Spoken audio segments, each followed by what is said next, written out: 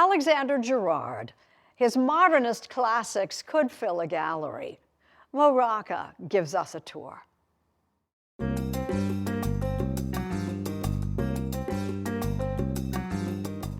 Textiles, tableware, toys, even typography.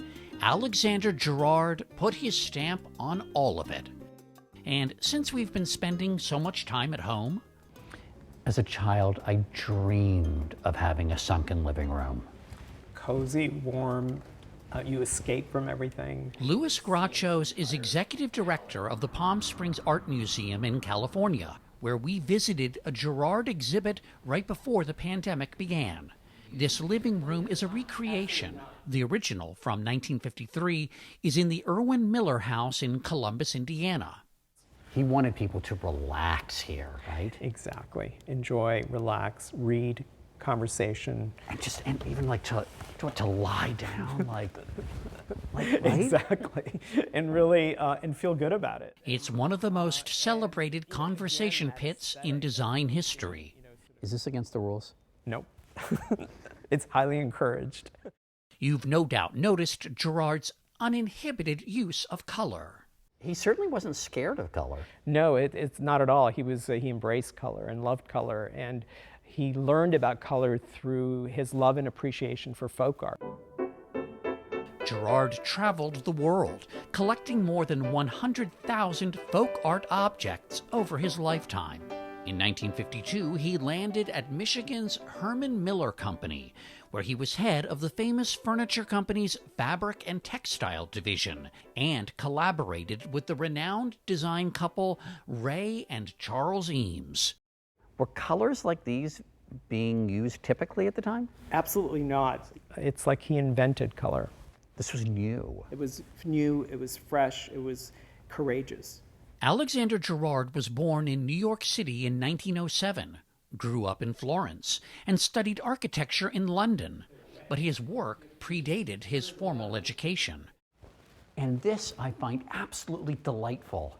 The Republic of Fife, his own imaginary country. How old was he when he created this? He was 11 and 12 years old when he started it. What a great vision for a young man.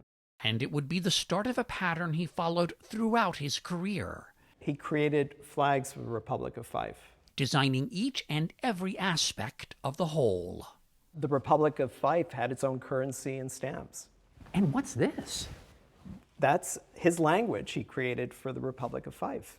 And did his parents encourage this kind of creativity? Absolutely.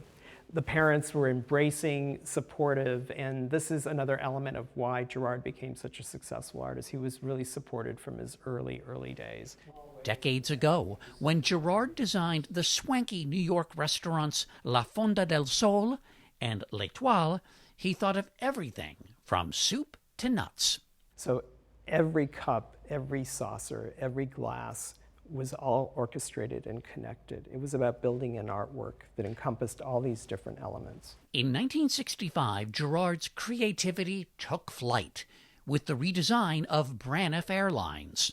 The moment you arrived at the airport, it became a Braniff experience. More like an Alexander Girard experience. Italian fashion designer Emilio Pucci created the chic crew uniforms, but Girard designed some 17,000 objects.